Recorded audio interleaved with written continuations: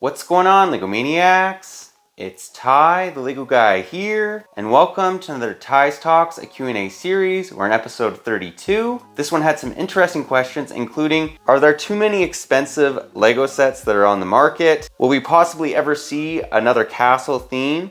Along with, have I ever bought a Friends set? Among a bunch of other really good questions. And again, if you have questions for next Ty's Talks, just leave them in the comments and we'll get to them in episode 33. But enough talk, let's get right into it.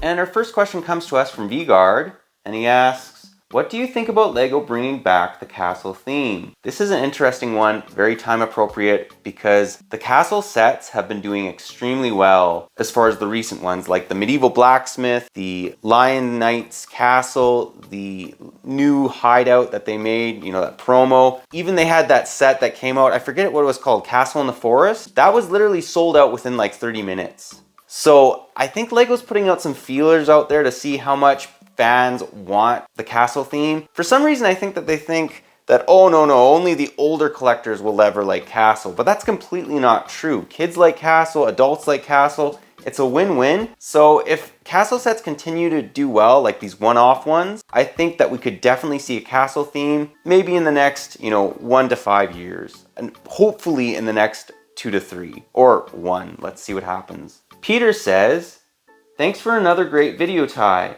Question, have you ever bought a Friends set or a set with Lego mini dolls in? So yeah, you go on to say that you used to hate the mini doll, but you're recently starting to get into the theme a little bit more. I'm gonna be honest, I hate the mini doll. However, as far as Friends sets, I think that the builds are actually pretty good. In fact, I even bought this, which was on sale. It's basically a bakery.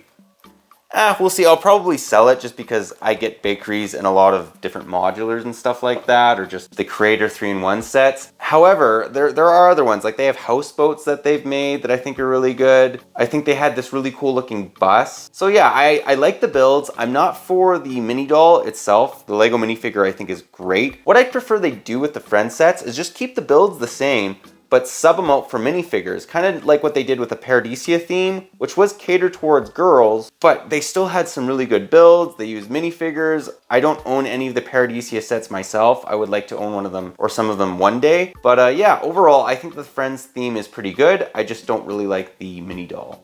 Colin comes up with an interesting one, which is even with the vast array of space and pirate sub-themes and factions from the 90s, there are still some, such as m-tron and some sets from the Soldiers faction of pirates that we've never seen covered on this channel. Even some castle factions such as Dragon Masters and Fright Knights may seem unusual in aesthetic. Did you possibly ever have any sets from these, or are they a blank slate as it were? So interestingly you bring up those themes. A lot of those that you mentioned, like the space, the 90s castle sets, yes, I love them. And I did own some of the smaller models from back in the day. I think I owned a couple sets from the original Space Police theme, but I don't own any of those sets now. I lost all the pieces to the smaller Space Police theme, and I didn't really own any of the 90s castle sets and the early 90s space sets, late 80s. If I'm ever gonna cover them, well, yes, of course. I'd love to get my hands on some of those sets. They're just really expensive, but I do have my eye on them.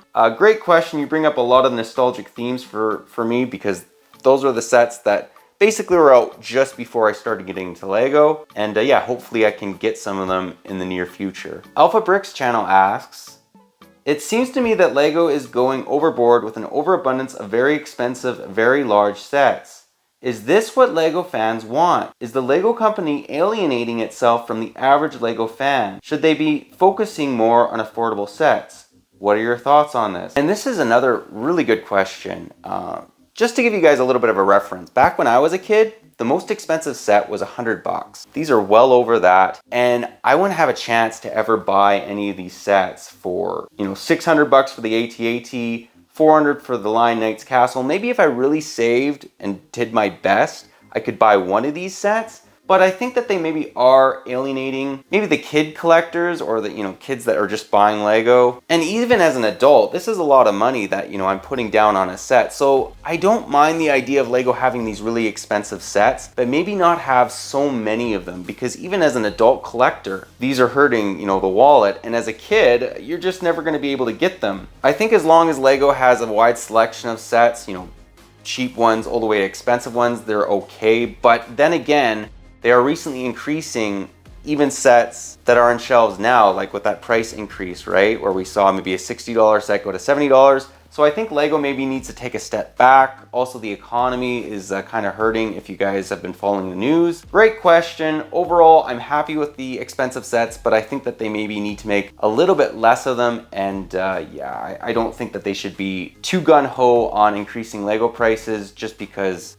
times are tough a little bit right now. Karma Brick Creation says, question, which Lego set did you want so bad it made you have an anxiety attack when you saw it on the shelf as a kid? Can you remember any really special visits to the Lego aisle as a kid? Okay, so yeah, this is a good one. As far as any sets that gave me anxiety, well, actually, I have a story about that. The original good AT-AT that came out in 2003, not the Technic one or Mindstorms one, whatever that one was, I really wanted that set as a kid. I'd see it in catalogs, and I saved my money for it, and I went to the store, and for whatever reason, I didn't buy it the first time because I was hemming and hawing, just because going back, it was a $100 set. This was in Mexico actually, but it roughly worked out to 100 USD. And I didn't buy it, but then I went back to the store. I think it was the same day. I'm like, yes, I'm going to buy it. Well, I looked and the set wasn't there. Well, I'm like freaking out because there's 3 of them left. I'm like, this sucks. I'm not gonna get the set. And what my sister and mom had done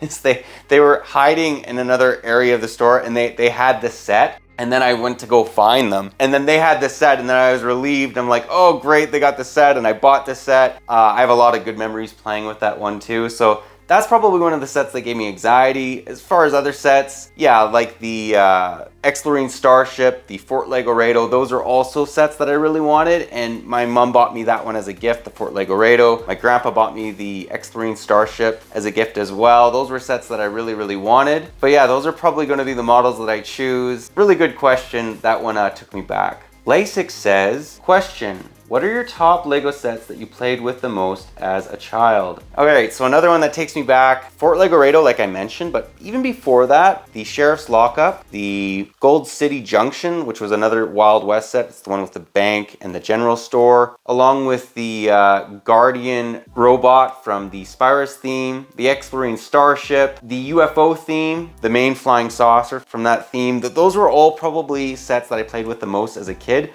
Me and my sister, actually, we played with Lego a lot, whether it be like Cowboys or Space. Those are probably the main two. And then Star Wars came out and we played with those. The TIE Fighter and Y-Wing set, that was a model I played with a lot as a kid. The Gun Sub, I mean, those are probably the main 3 themes I played with the most, and a bunch of different sets from those themes. The original Jabba's Palace, that was another favorite. Great question. Yeah, again, just another one that it's kind of fun to look back at, sets that you really wanted or sets that you played with a lot as a kid. Nate asks, question, are you buying any of the Christmas sets? So this is a good one, time appropriate, because that is coming up. I'm not gonna buy any of those, but I am hoping that Lego, maybe I'll buy a Winter Village or something like that. I think that'd be really cool. Maybe made in a modular type style. I'd be all for that. A set that you basically have snow with it and snow covered surroundings. They don't really do that all too often. Hopefully they do. I mean, they have made some of them, don't get me wrong, but I would like a modular style set made, and it's supposed to be the winter time. They've done one right here that's supposed to be in the autumn. Bookshop, hopefully they do something like that at that size in the future. And our last question comes to us from Kylo Sam, and he says, if you were a Jedi, which master do you like to next to you? Okay, so this was tricky, but I'm probably gonna go with Obi-Wan Kenobi. He was the purest of Jedi. He stuck with it through thick and thin. He always did what was right. Qui-Gon and Yoda would also be pretty good, but okay, also Luke Skywalker. It'd be a tie between Luke Skywalker and Obi-Wan Kenobi. Both are very good Jedi, very balanced, and they always tried their best to do the best thing. And I think that they'd be really good role models, probably, well, for anybody. But that pretty well does this Ties Talks. As always, guys, if you have questions for next Ties Talks, just leave them in the comments and we'll get to them in episode 33. But that pretty well does the video. But if you liked it, leave it a thumbs up. And if you're new to the channel, definitely consider subscribing and click that bell so you're notified for any future Ties Talks. We do one of them every single month, and you guys come up with a lot of great stuff. I really like this one in particular. You took me back a lot. But that's all I got for you again. But thanks again for watching, and I'll catch you on the next one.